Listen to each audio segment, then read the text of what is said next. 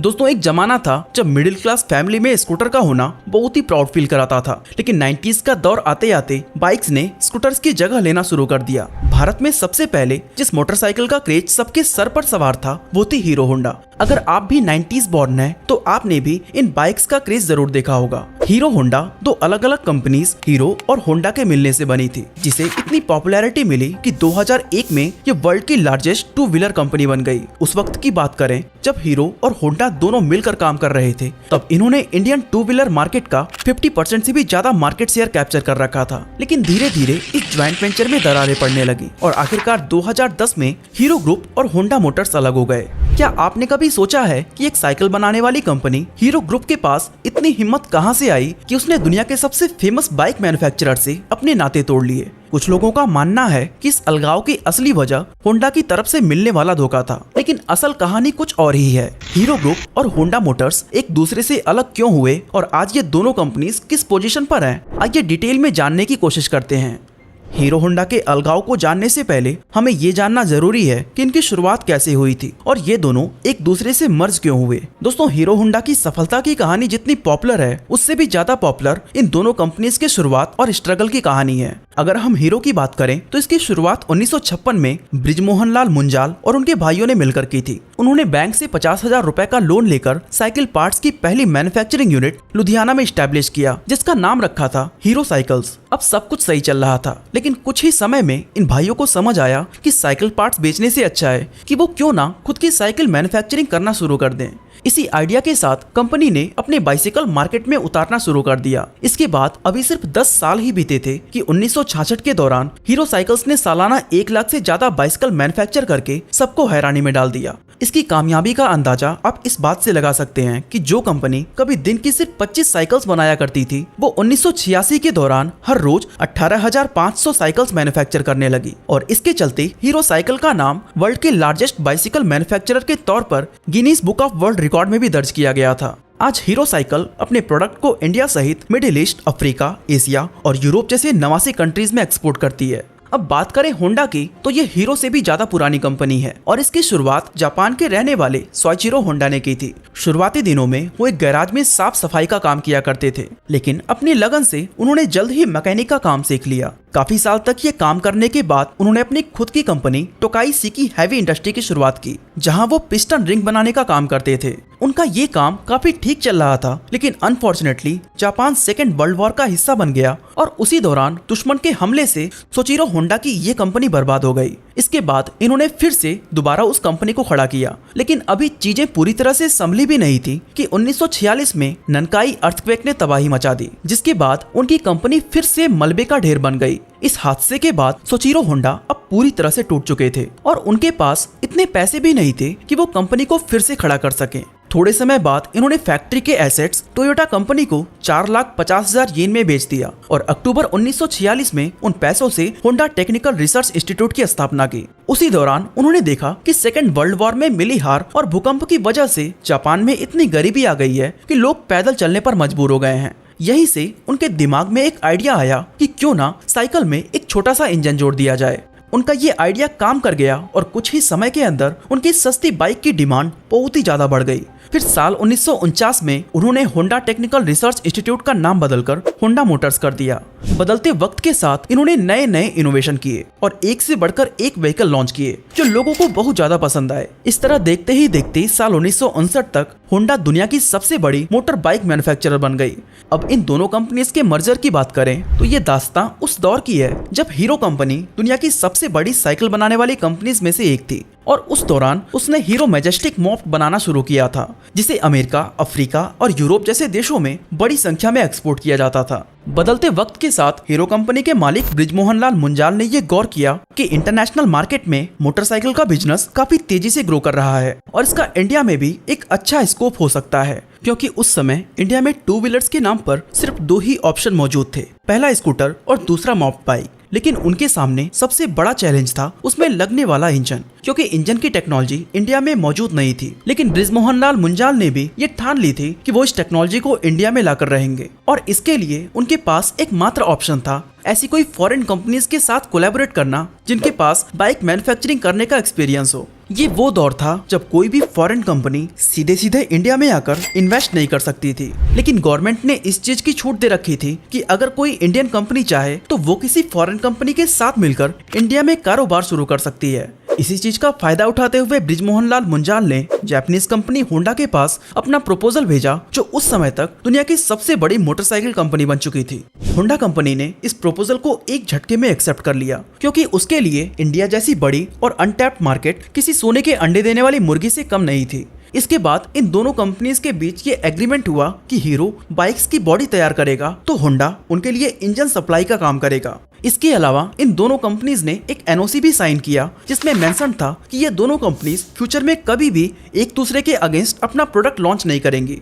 इस डील से दोनों ही कंपनीज खुश थी, क्योंकि हीरो को इंजन मिल रहा था तो होंडा को इंडियन मार्केट। बस फिर क्या था, बिना किसी देरी के हीरो होंडा का पहला प्लांट हरियाणा में लगा दिया गया और कंपनी ने साल 1985 में अपनी पहली बाइक CD100 को मार्केट में लॉन्च कर दिया। इसके लॉन्च होते ही ये बहुत ही ज्यादा पॉपुलर हो गई, और इसके पॉपुलैरिटी के पीछे 3 मेजर रीजंस थे, जिसमें पहला ये था कि टू व्हीलर के तौर पर मोटरसाइकिल का ये कॉन्सेप्ट लोगों को खूब पसंद आ रहा था। दूसरा रीजन था बाइक का माइलेज, क्योंकि उस समय स्कूटर्स के मुकाबले हीरो होंडा की बाइक्स काफी ज्यादा माइलेज देती थी, जिससे लोगों का फ्यूल कॉस्ट कम हो गया। इवन कंपनी ने इस बाइक को एक टैगलाइन भी दी थी, फिल इट, सट इट एंड फॉरगेट इट, यानी कि पेट्रोल भरिए, टंकी को बंद करिए और भूल जाइए। ये टैगलाइन उस दौर में खूब ज्यादा पॉपुलर हुई थी। थर्ड रीजन की बात करें तो वो था बाइक का प्राइस। इस मोटरसाइकिल को बहुत ही अफोर्डेबल प्राइस पर लॉन्च किया गया था, क्योंकि ये कंपनी मिडिल क्लास फैमिलीज या यूं कहें वर्किंग क्लास को टारगेट करना चाहती थी, और इस स्ट्रैटेजी की वजह से बीतते वक्त के साथ इनकी सेल्स में कई गुना ज्यादा उछाल आता गया। पहली बाइक की सक्सेस के बाद हीरो होंडा ने साल 1986 में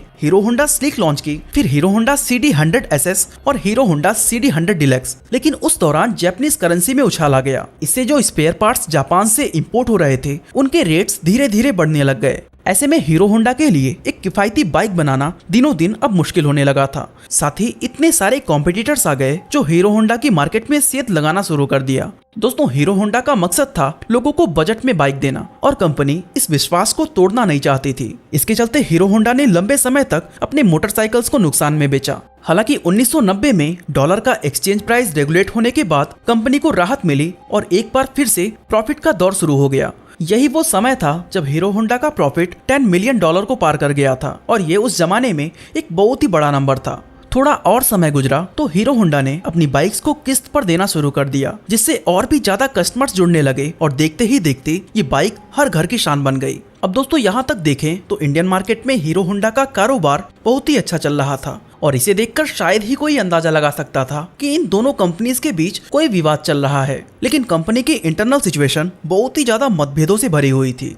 एक्चुअली प्रॉब्लम तब शुरू हुई जब हीरो होंडा की बाइक्स दूसरे देशों में बेचने की बात रखी गई। दोस्तों, होंडा मोटर्स पहले से ही काफी पुरानी और दुनिया की जानी मानी कंपनी थी, जो रशिया, अमेरिका और इन जैसी कई सारे डेवलप कंट्रीज में अपनी बाइक्स को एक्सपोर्ट कर रही थी। लेकिन जब हीरो होंडा की बाइक्स को उस मार्केट में उतारने की बात की गई तो होंडा मोटर्स इसके बिल्कुल खिलाफ हो गया, क्योंकि उसको डर लगने लगा था कि अगर वहां ये बाइक्स सेल किए गए तो होंडा की मार्केट खराब हो सकती है। ऐसे में होंडा कंपनी चाहती थी कि हीरो होंडा इंडिया के अलावा सिर्फ नेपाल, भूटान और बांग्लादेश जैसे पड़ोसी देशों तक ही लिमिटेड रहे। इस मतभेद का नतीजा ये हुआ कि दोनों कंपनीज के रिलेशंस खराब होने लगे और कई तरह के इंटरनल इश्यूज भी डेवलप हो गए।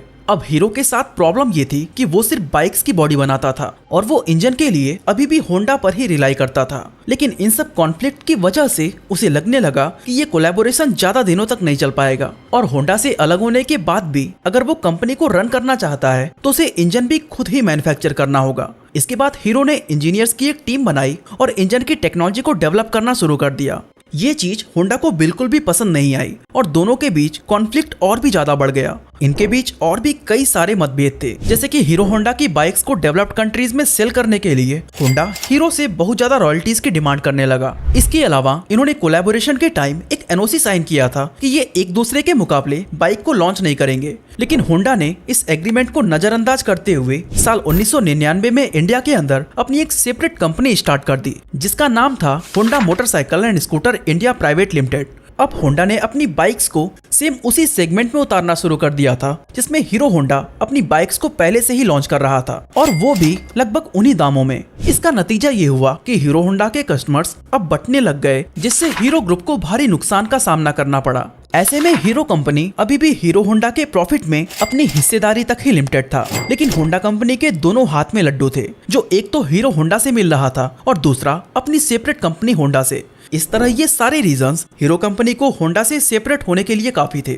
नतीजन साल 2010 आते आते दोनों कंपनीज एक दूसरे से अलग हो गईं। हीरो होंडा में दोनों कंपनीज के 26% के शेयर थे, जिसके बाद होंडा ने अपने हिस्से के सारे शेयर्स हीरो कंपनी को 1.2 अरब डॉलर में बेच दिए। इसके बाद हीरो ने अपनी कंपनी का नाम बदलकर हीरो मोटो कॉर्प कर दिया और अपने सारे ऑपरेशंस खुद ही हैंडल करने लगा। लेकिन इस सेपरेशन का दोनों कंपनीज पर कितना बड़ा इम्पैक्ट पड़ा, उन्हें कौन कौन से चैलेंजेस का सामना करना पड़ा और आज ये दोनों कंपनीज किस पोजीशन पर हैं, आइए जानने की कोशिश करते हैं। तो दोस्तों, हीरो होंडा के सेपरेशन के बीच दोनों कंपनीज के बीच एक एग्रीमेंट हुआ था कि साल 2014 तक होंडा अपने इंजन का टेक्निकल सपोर्ट हीरो को देता रहेगा। साथ ही इन 4 सालों में हीरो मोटोकॉर्प को ये परमिशन रहेगी कि वो हीरो होंडा के नाम से अपनी बाइक्स 2 व्हीलर मार्केट में उतारता रहे, एंड बदले में उसे होंडा को रॉयल्टी बोनस देना होगा। अब क्योंकि हीरो मोटोकॉर्प खुद भी अपने आप में एक बड़ा नाम था, इसलिए होंडा का नाम यूज करना उसने जरूरी नहीं समझा। अलग होने के बाद हीरो मोटोकॉर्प के सामने कई सारी चुनौतियां आकर खड़ी हो चुकी थी, क्योंकि उनके पास ना तो अपना R&D सेंटर था, ना ही मैन्युफैक्चरिंग प्लांट था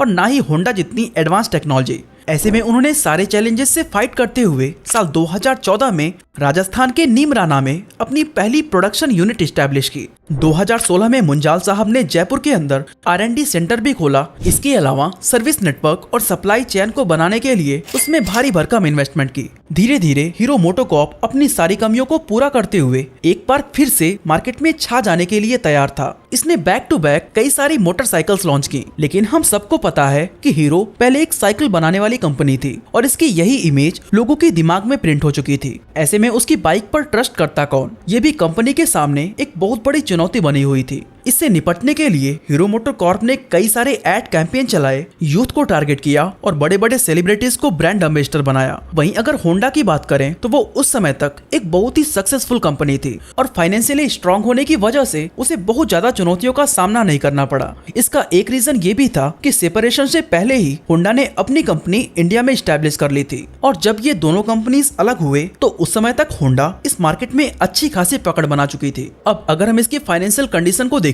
तो बहुत ही हैरान करने वाला डेटा सामने आता है, क्योंकि 2011 में जहां होंडा की नेट वर्थ $55 बिलियन थी, वो 2023 में घटकर $45 बिलियन पर आ गई है। लेकिन हीरो मोटोकॉर्प की बात करें तो 2011 में इसकी नेट वर्थ $7 बिलियन थी, जो अब 2023 में बढ़कर $7.5 बिलियन हो गई है। अगर हम उस वक्त की बात करें जब हीरो और होंडा दोनों मिलकर काम कर रहे थे, तब इन्होंने इंडियन 2 व्हीलर मार्केट का 50% से भी ज्यादा शेयर कैप्चर कर रखा था। लेकिन आज होंडा के पास केवल 25% मार्केट शेयर है, तो वहीं हीरो ने 35% ऑफ 2 व्हीलर मार्केट अपने नाम कर रखा है। पिछले साल 2022 में हीरो मोटोकॉर्प 53 लाख 2 व्हीलर्स को बेचकर इंडिया की सबसे बड़ी 2 व्हीलर कंपनी बन चुकी है। वहीं होंडा इस लिस्ट में सेकंड पोजीशन पर आती है, क्योंकि इसने 2022 में 40 लाख 2 व्हीलर्स बेचे थे। जब ये दोनों कंपनी साथ में थी तो ये अराउंड 6000 लोगों को रोजगार दे रही थी, लेकिन आज हीरो अकेले ही 8600 से भी ज्यादा लोगों के रोजगार का सहारा बनी है। इनके 2 व्हीलर्स की क्वालिटी का अंदाजा आप इस बात से लगा सकते हैं कि 2019 में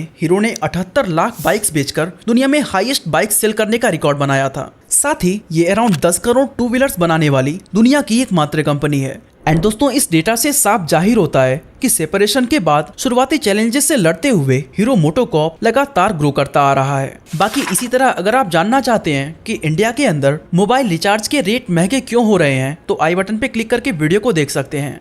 बाकी आज के लिए बस इतना ही।